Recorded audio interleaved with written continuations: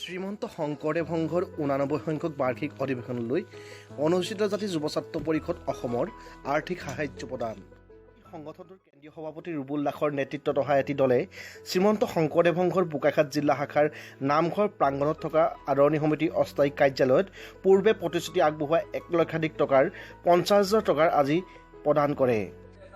আনহাতে অধিৱেশনস্থলীত 4টা দিনতে আহিব লগা ভকত বৈষ্ণৱৰ বাবে সংগঠনটোৰ 100জন সদস্যই বিশুদ্ধ খোৱা পানী আৰু চাহৰ সুব্যৱস্থা কৰিব বুলি সংগঠনটোৰ কেন্দ্ৰীয় সভাপতি ৰুবুল দাসে জানিবলৈ দিছে। এই পদক্ষেপক আদৰণি জনাইছে 89 সংখ্যক বাৰ্ষিক অধিৱেশনৰ আদৰণি সমিতিয়ে।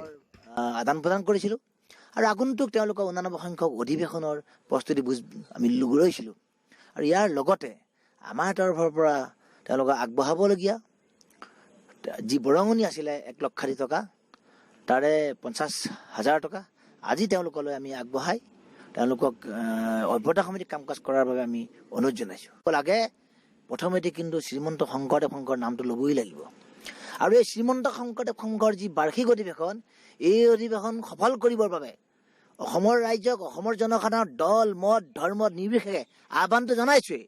তাৰ লগে লগে আমাৰ গোলাঘাট জিলা সমিতিৰ 100জন স্বেচ্ছাসেৱকে দিনে নিশাই তাত সেৱা আগবঢ়াব, শাৰীৰিকভাৱে সেৱা আগবঢ়াব, কায়িকভাৱে সেৱা আগবঢ়াব। লগে লগে অধিৱেশনস্থলীত অভ্যৰ্থা সমিতিৰ অনুমতি সাপেক্ষে আমি দিনে নিশাই খোৱা বিশুদ্ধ পানী আৰু এটুপি আমি চাহৰ ব্যৱস্থা বিনামূলীয়া কৰিম বুলি আমি প্ৰতিশ্ৰুতি প্ৰদান কৰিলোঁ। অস্থায়ী বোকাখাট জিলাৰ শাখাৰ যিটো কাৰ্যালয় সেই কাৰ্যালয়লৈ আমাৰ মাজলৈ আহিলে অনুসূচিত জাতি ছাত্ৰ পৰিষদ অসম কেন্দ্ৰীয় নেতৃত্বৰ লগতে বোকাখাট জিলাৰ নেতৃত্ব গোলাঘাট জিলাৰ নেতৃত্ববৃন্দ আমাৰ মাজলৈকে আহিলে। আমাৰ মাজত তেখেতসকলৰ লগত সহিৰেৰে বাৰ্তালাপ হ'ল আৰু তেখেতসকলে আমাৰ এই অনুষ্ঠানটিলৈ তেখেতলোকৰ সংগঠনৰ তৰফৰ পৰা নগদ 1 লক্ষ টকা দিয়া যি প্ৰতিশ্ৰুতি আছিল সেই প্ৰতিশ্ৰুতিৰ একাংশ 50,000 টকা আজি আমাৰ হাতত তুলি দিছে আৰু লগে লগে তেখেতসকলে আমাক আজি বাৰ্তালাপত এটি আশ্বাস দিছে যে অধিৱেশনখনত তেখেতসকলে এই গোলাঘাট জিলাৰ যিটো আমাৰ সংগঠনৰ তেখেতসকলৰ সদস্য আছে তেখেতলোক কমেও 100জনে নিৰন্তৰভাৱে আমাক সহায় সহযোগিতা আগবঢ়াব আৰু তদুপৰি সেই অনুষ্ঠানত বিভিন্ন জিলাৰ পৰা অসমৰ বিভিন্ন প্ৰান্তৰ পৰা আহিবলগীয়া লক্ষ লক্ষ ভকতক এটুপি খোৱা পানী আৰু একাপ জলযোগৰ ব্যৱস্থাৰ সেৱা ধৰাৰ এক প্ৰতিশ্ৰুতি দিছে।